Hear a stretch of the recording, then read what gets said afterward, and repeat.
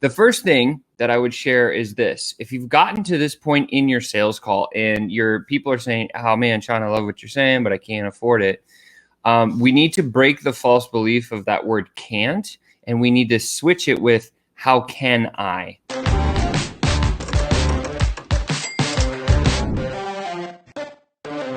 Good morning, Sales Center. What's happening? Hope you guys are having an awesome day today. Hopefully you've had a good week so far. Your deals are coming through. You're getting closes into your new business. You're helping new members come in so you can make bigger impact. But we're back to get tuned up. It's a little high ticket tune up today with Sean. Today's question comes in from Ron, and let's just dive into it. He says this. He says, Sean, what should I do if a prospect says they can't afford my service? And as I was having this conversation with Ron, one of the things that he shared with me is he said they'd started the conversation and they got into a place where the client kind of had an idea that they knew what Ron did for service and for work. And in his agency, what he does a whole bunch of marketing services. He also helps outsource with VAs and some other things. And the client definitely needed his help, but then said, hey, what should I do if, I can't afford your service? What do we do? So the first thing that I would share is this. If you've gotten to this point in your sales call and your people are saying, oh man, Sean, I love what you're saying, but I can't afford it. We need to break the false belief of that word can't, and we need to switch it with how can I, right? And so during the sales conversation as a sales professional, one of the things you want to focus on is reversing the kind of the psychology of the conversation you're having and dig back into what we call pain, right? So there's a bunch of different types of pain that you can come up with. There's pain in the present, there's pain in the future, there's pleasure in the present, and then there's pleasure in the future, and there's curiosity. But if you get to this place where the prospect says they can't afford your service, then the move is to say, well, hang on a minute, if they say this, the first move is to go to pain in the future, which is opportunity cost. And so the conversation I'd always start with is this. I would say something like, okay, I understand that you say that you can't afford it right now, but let me just ask, if we didn't move forward, what would your business be losing? Let's talk about that for a second. And all of a sudden they'd be like, oh, well, it would be this. I wouldn't be able to grow as fast. Now you're starting to get these indicators to come out, and you can take those indicators and you can take them down the magic 8 questions, which is tell me more about that. How long has this been a problem? What have you tried to do to fix it? Did that work? How do you feel about this? How much does it cost you? Have you given up trying to solve the problem?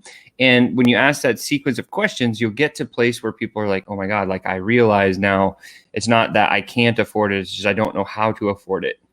And when you get to that level of personal impact and pain, then the conversation. So again, the steps are go to pain in the future. Say, what's the opportunity cost if you don't move with my product because we know it's a fit?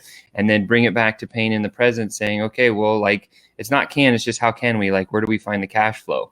Because if you agree that you want to work with that prospect and that prospect says back to you, yes, I want to work with you too, and you get what we call the emotional close, because in every sales call, there's an emotional close and there's a logical close. The emotional close comes at the port of the sales call when you have heard their story, you can solve their problem, and you want to work together.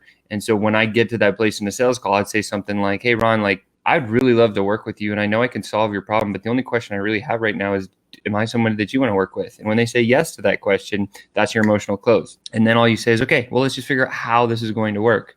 And then that might be a time in the call when it comes up saying, well, I can't afford you. Well, it's not I can't, but it's how can I?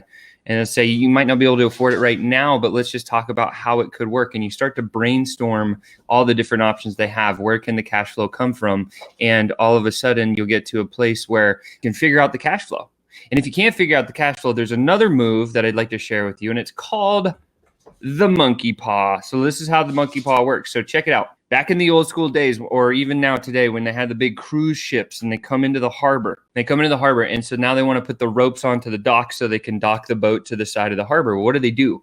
Right? These guys on the ships aren't really quite strong enough to pick up that huge rope that's going to hold the boat and throw it over the edge to the guy on the harbor. So what do they have to do? They tie a smaller string with a long little thing, and then it's hooked to a little ball on the end. And so they take the little ball and they chuck it like a baseball down to the guy on the dock, and the guy catches it, and then he pulls the little string that's hooked to the bigger rope, and then you can pull the rope in, and then you can tie the boat onto the harbor. So same thing in a sales call.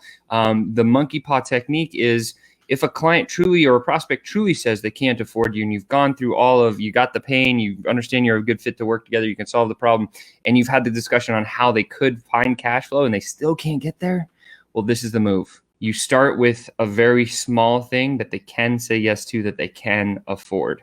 So whatever that is going to be in your business, that's going to be the secret, right? And so for example, in the sales world, if somebody says this to me, what I'll say is, okay, well, why don't we do this? If you're struggling with sales, why don't I review a couple of your sales calls? Let's call it a $500 bill. I'll review 3 sales calls. We'll have another meeting for an hour, and I'll diagnose all these 3 sales calls and give you some pointers on what you can do and what you can't do.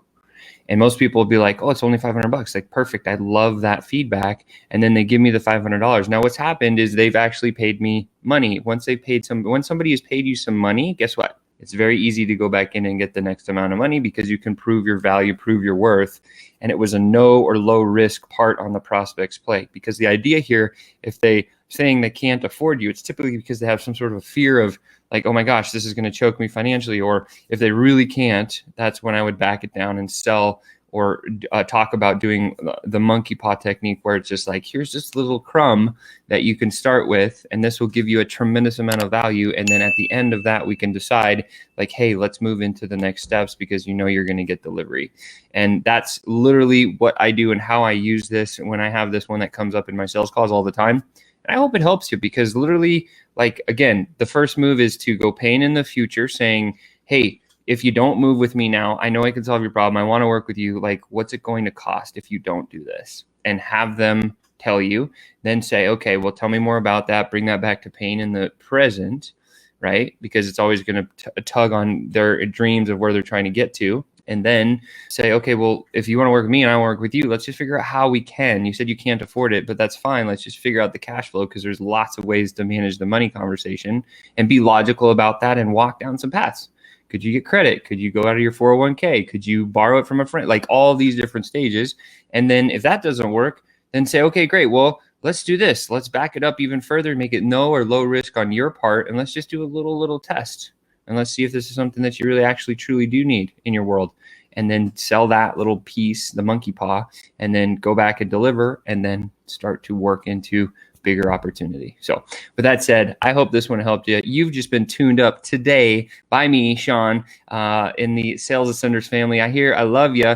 Don't forget to smash that like button, by the way. If this is a little bit of value for you, smash that like button, hit subscribe. And man, I just love you. I hope you're having a wonderful day, and we'll see you tomorrow.